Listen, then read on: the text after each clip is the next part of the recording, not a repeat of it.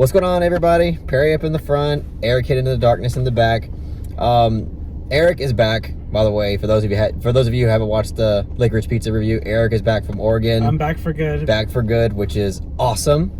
And for those who didn't watch our Licorice Pizza review, first of all, go watch that one. But if you haven't, right now, just know that we did a double feature of Licorice Pizza and Red Rocket on Christmas Eve, which reminds me, Merry Christmas to everybody out there. Hope you all have a wonderful holiday season filled with lots of psychological stress and trauma. That's why I call it Merry Stressmas. So this is a review for Red Rocket, and this is a film that's written and directed by Sean Baker. I have only seen the Florida Project from him, and that's a film I absolutely love and adore. These two have seen Tangerine and the Florida Project, but what are your feelings in regards to both? I think Tangerine's really great. Florida Project is excellent. I like that film a little bit more. The Florida Project is probably the better movie, but I actually like Tangerine a little more. Which I know that's crazy, but Tangerine's fucking great. I'm sorry. I mean, I'm really excited to watch Tangerine. I have to watch it for the Discord chat tomorrow, which, by the way, $5 a month. If you want to join the Discord chat, go ahead. We always do this thing where we blind rank a film every month. We watch it, and on Saturday nights we discuss it. Every week. Yeah. So yeah. Anyway, after seeing Red Rocket, I think this film was pretty damn awesome. This film is something. I don't want to say it's unlike anything I've ever seen, because I don't want to put that in people's heads, but at the same time, it is honestly kind of unlike anything I've ever seen. Sean Baker yet again kind of does this thing to where he kind of picks this localized culture, lower class area of America, like small town kind of thing, and picks a subject and a really interesting character and just kind of goes to town with it. And my God, dude, Red Rocket is like, not only was it more like boundary pushing than I expected in terms of its content and stuff, but this movie is hilarious and incredibly entertaining from start to finish. I mean, it's a 2-hour film, basically 2 hours and 8 minutes, but it feels like it's an hour and a half. Main actor in it, what was his name, Perry? Simon Rex. Simon Rex. This is a guy that, like, throughout the film, I was like, I know I've seen this guy somewhere, but I can't put my finger on it. And then halfway through the film, I realized that this is the guy from Scary Movie 3, and my mind was fucking blown. I was like, how is this the guy from Scary Movie 3? Because he gives an incredible performance in this film. Honestly, one of the better performances that I've seen all year. Just off the top of my head, I could say it's top 5. Really great acting and really interesting character. The character that this film centers around is a manipulative piece of shit, but he's so interesting and entertaining that you're not bothered by the fact that he's such a piece of shit. But anyway, I don't want to talk too much about it because I feel like I talked enough already, but yeah, this movie is great, and I think it was an amazing double feature for Licorice Pizza and then Red Rocket. But anyway, that's it. Go ahead, Perry. Oh yeah, this was a really great double feature. But out of the two, I definitely prefer Red Rocket. This is I would say, the second best film I have seen all year. My number one is still Titan. But my goodness, not only do I think this is the second best film of the year, but I like this even more than the Florida Project. I'm willing to go that far with it. I know that's gonna ruffle a lot of feathers, but I really love this film.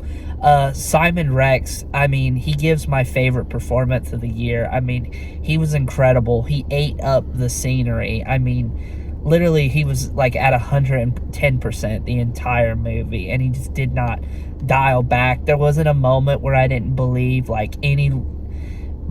his performance at all. I was completely sucked in the entire time.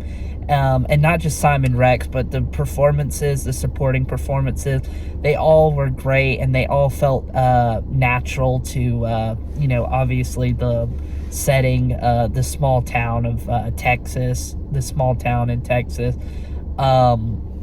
And Sean Baker, I mean, I'm convinced now that he can do no wrong. After Tangerine, the Florida Project, and now Red Rocket. Like, I'm just convinced now he doesn't have a bad movie in him. And I know he's only made like 4 films, but I feel comfortable saying that. Yeah. But that's all I'll say for now. I'll let Eric go. Yeah, so I'm essentially in the same camp as Perry. If you guys have seen the Licorice Pizza review, you guys know I was super keen on that movie. I loved it, and somehow I think Red Rocket like actually outdoes it. I fucking love this movie so much, and I feel like most of that, a lot of it is credited to the main actor. Perry's so right. Like, he just, every single scene he was in was just a complete delight and was honestly fucking hilarious. But also, like, the direction and pacing of this movie was just like so perfect, so energetic. Yeah. And I feel like it goes back a little bit more to like that Tangerine breakneck pace and that kind of like raunchiness. Yes. Than the Florida Project. Yeah, I don't know. That's really all I have to say at the moment. This I just had like a fucking blast with this movie. I would say that this is my second favorite performance of the year, right behind Kristen Stewart and Spencer. I wasn't a part of that review, but yeah, Kristen Stewart has the performance of the year in my book, but Simon Rex like is just one step below that. Yeah, this is honestly the most fun I've had in a theater all year. This movie was a complete blast for me from start to finish. I mean, it was hilarious, and like we said, the direction, Sean Baker's just at the top of his game. The editing is fantastic as well. Yeah, this movie is, again, like, I can't stress to you, like, first of all, how hilarious this movie is. I mean, there's so many just like gut-bustingly hilarious scenes. There's also a lot of scenes in this movie that make you feel very uncomfortable and very awkward and just filled with tension. A lot of that is not only due to the type of controversial content in this movie that, again, kind of like Licorice Pizza, has to do with like an age gap. Yeah. Again, which is why I said it was like, in the beginning, I said it was boundary pushing, because there are scenes in this movie that I could see a lot of people like thinking is like problematic. Yeah, like incredibly. But it's just his character. I mean, I don't want to give too much away, but like I feel like that stuff would be more problematic if it just served no purpose and we were supposed to just sympathize with his character. Yeah. But it's obviously kind of like a character study. It's in a way a character study. Yeah, I could see that. Yeah, honestly, like it is like there is a lot of like sexual content in the film. Yeah, a lot. But it never feels exploitative. Like Sean Baker, he's not one of those directors like, oh, I just want to put sex in my movie to have sex on screen. It all feels purposeful to the story and to the characters. Like, it's not shoehorned in at all. Yeah, like, even though there is a lot of it, and even though a lot of it makes you feel uncomfortable, it's definitely there for a purpose. It doesn't feel like it's excessive or anything. Right. It's definitely, I mean, it is a lot, again. It cuts quickly from the scenes. Yeah. Too. Yeah. It like shows you everything you really need to know. And then the scenes. Yeah, it never turns into male gaze, the movie, you know. Yeah, I love the way that the Backstreet Boys. Oh yeah, yeah. No, that's NSYNC. NSYNC, sorry. Bye. That's by NSYNC. No. It's not the same shit. The point is, it was beautifully used in the movie. Yes. That song by NSYNC. Like, the second the movie started and it was playing over the opening credits, I'm like, oh shit, I'm gonna fucking love this movie, aren't I? It sets the tone really well. Yes. And he did that with like the Florida Project too. I mean, it's used honestly more like reoccurringly, like the theme of that song is used more reoccurringly, like in Red Rocket. But it's similar to the Florida Project in the sense that you have this kind of like poppy, like popular song that's like in the intro of the movie, and then it hard cuts to like something that's more like, you know, like controversial and like more tough to watch. The third act of this movie I thought was incredible. It's only until like the very ending of this movie that it's not that I don't like it, to be honest with you. It's just it kind of just felt like there, and didn't really leave much of an impact with me, and especially with the setup to the ending. I felt like it could have been much more than it was. But we knew, like, the thing is, it's like I feel I have similar sentiments about the ending, but it's like we, the audience, like knows where it's gonna go from there. You know, like we didn't need the film to like spell give it us out. any more. Yeah, give us any more and like spell it out to us, because we had a pretty good idea of like what was gonna happen. You know, that's true. After that scene. Yeah, I actually enjoyed the ending. It's better than the Florida Project's ending. The ending of the Florida Project is terrible, and that's probably my I wouldn't even go as agree. far as to say it's terrible. It's really bad, dude. No, it's not. I wouldn't say it's that bad. I actually think it's a good ending. I do not like the ending of the Florida neutral. Project. I am the dirty centrist on that. I don't think it's a fantastic ending, but I think it's a good ending. But Red Rocket's ending is honestly I think it's good. It's not like blow your mind like the very ending, like last little thing of the film. I thought it was. I mean, it's creative in a way. It's ambiguous in a way that I like. It's an ambiguous creative choice. I think it's crazy because like you got to think like a lot of the like actors in this movie, like they don't even. It's like I feel like some of them are non-actors. You know, I feel like they're not seasoned. They're very green, but yet they under Sean Baker's direction. It's like they've like. It feels like it's not their first rodeo and that they've done this for years. You know, that just goes to show what an incredible filmmaker he is. I mean, I wouldn't be surprised at all to find out that like some of these side characters are just like locals to the town or whatever. I'm pretty sure some of them are, because the grandma character, she definitely gives off that so local funny. vibe. She's funny and she's fucking adorable as hell. Like there's some moments in there's a scene where the main character takes him to a donut shop, and that scene was just like, not only was it funny, but it was adorable, like in a lot of different ways, especially on the grandma's character. But I just love how like Sean Baker is able to capture like the underbelly of America, and like to really capture how this idea of the American dream is a lie. You know, it's an illusion, and it's like when you watch this film, like the Florida Project and even Red Rocket, it's like one thing I really like is what they roll their tobacco in or their weed. It's American flag. Yeah. I actually like that. That was a recurring thing in the film. And then of course everything they watch on TV is nothing but like right wing stuff. propaganda. And I love how that was always on TV. Like it was something. It was either like it was always like local TV. Like the very first thing we see on TV is like Judge Judy shit or whatever. And then like if it's not that kind of stuff, then it's politics. It's like right wing politics or whatever. And I like how that was always on TV, and the film never like goes out of its way to like to say anything about it. It's just there, and I like how the film kind of left it there, and it didn't like really try to push, like it didn't try to be preachy about any kind of message. Yeah, it did not beat you over the head at all. It was very like matter of fact, and you buy that these characters watch shit like that. That's the thing is Sean Baker, he doesn't like judge these people and their lifestyle. He just like shows the way it is, you know? He's not passing judgment on these characters. He just presents these characters to you, shows you their lives, and it's like you, the audience, like it all depends on who you are as a person, how you think, what you're gonna take away from the film. He's never like preaching at you, and he's not trying to say, oh, this is how you should feel about my film. This is what you should think the entire time. And he's super authentic as a filmmaker. Very authentic. And the freaking main character in this film, dude, there's so many moments in this film that were just like so fucking frustrating, and like it's just like really like pissed you off, because like there's so many moments like in this film where the main character like he runs into a particular situation to where he can like make a decision and have some sort of conscience, but then like he just continues down his immoral route of what he's doing, and it just like, God, it just makes you so like angry and frustrated, because again, like there's so many moments, like 3 or 4 moments that I can remember off the top of my head where I'm like, you could just stop now and turn back and realize that what you're doing is like so wrong, but he just keeps going.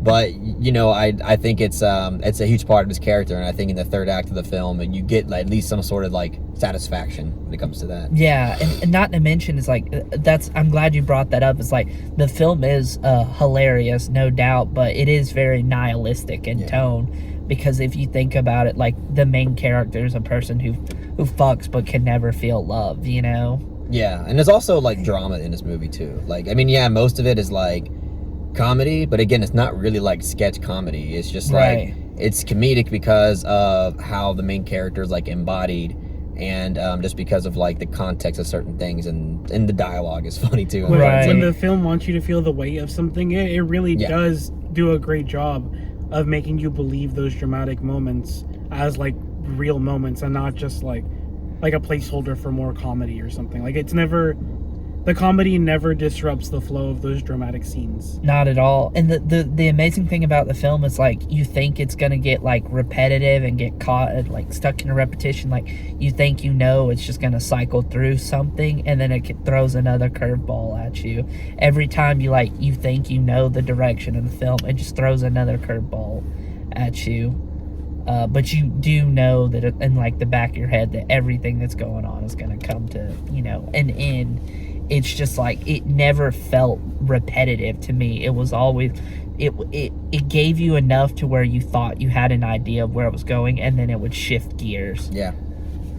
100%.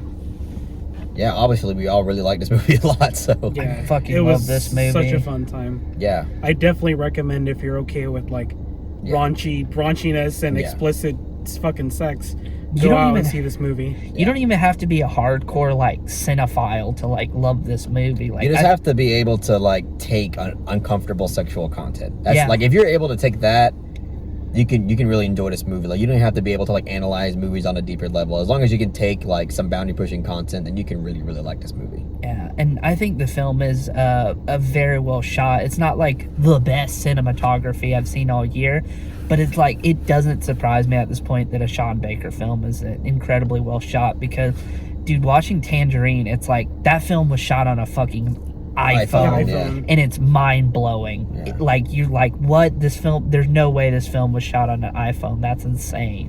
One thing I will say about this film's pacing, I did like it a lot, because it would, like Eric said, is really energetic, and it moves really fast. But I think there's some certain moments where I think the time jumps like a little too fast, in my opinion. And it's only because there's like some scenes that, like, the conflict is just there, and then it cuts to like a few days later or like a day later. And I feel like some scenes, if they were just like lingered on a little bit more, like, we could have got even better scenes out of them. So like, even though I do like the pace of this film, there are moments where I feel like maybe the pace could have been dialed back just a little bit, because I feel like we could have gotten some really good scenes. Yeah, I could see that, because that is a gripe I did have with the film as well. But it wasn't a huge gripe. It's more of a nitpick for me. Yeah, I'm trying to see like where that would be, but even then I just honestly don't even feel that particular way. I could see that, because again, like, the film, like, even though like it jumps and it moves quickly, like, it's on to the next thing that's really engaging. So I could see that not really bothering you. But for me, it's like some things were set up so well, it's like I just wanted to stay on this particular conflict, and it would just be like, bam, next scene. Okay. Yeah. That makes sense. But either way, I mean, if y'all want to talk more about it, go ahead, but I'm personally ready to give ratings. I think I'm ready to give y'all ratings. Ready? Yeah. All right. So Red Rocket was awesome. I'm not in the same camp as Perry and Eric, in the sense that they enjoyed Red Rocket more than Licorice Pizza. I think I would give Licorice Pizza the slight edge, just because I just think it's, in terms of craft, I think it's a bit more impressive, but it's hard to really compare them, because these are two completely different films that go for different things. But in terms of which film was I more impressed by, and overall which one did I enjoy more, I would give a very slight edge to Licorice Pizza. But I still really like this movie, so I'm gonna give Red Rocket a hard rock solid 8. All right. Awesome. Oh, me? Yes. Okay. Yeah, Licorice Pizza is like dialed back from Red Rocket for sure, but like with what Red Rocket goes for, it just works so perfectly, and I just admire both like the confidence and the energy and the authenticity of this movie, and just how fucking funny this movie was. Like, shout out to Mike, like, he was like, dude, this movie is like the funniest movie I've seen in like a long time. And I was like a little skeptical. I was like, okay, I'm sure it's decently funny. Like, no, he was right. It was fucking hilarious. But anyways, I'm gonna give Red Rocket a soft 9. Or solid 9, yeah. Oh, solid 9, okay. Yeah. I'm about to say that was the same rating you gave. Yeah, that's why I'm like, I should probably give it like a solid 9. Okay. Yeah, I'm in the exact same boat as Eric. I'm also gonna give it a solid 9. I think it's easily one of the best films of the year. Like I said, it's my number 2 as of right now. I really hope more people support this film. I think Sean Baker is a brilliant filmmaker, and I'm excited to see what he does next. Me and Perry's number 1 is both Titan. Yeah. I wasn't a part of that review, but fuck it. Just to summarize it, movie of the year for me. Nice. I would tell you my number. I think I have told people my number 1, but for right now, I'll keep it a little bit of a secret until I come out with my. I already know what it is. I'm not gonna say it though. Okay. I could change though. I still have a few movies to see. Yeah. So. All right, that's all we got to say about Red Rocket, guys. We hope you really enjoyed the review. If you've seen it already, comment down below on what your thoughts were on it. And if you really enjoyed this video, please give it that thumbs up and share it amongst your friends. And don't forget to subscribe to the channel, as always, to be updated on more film-related content.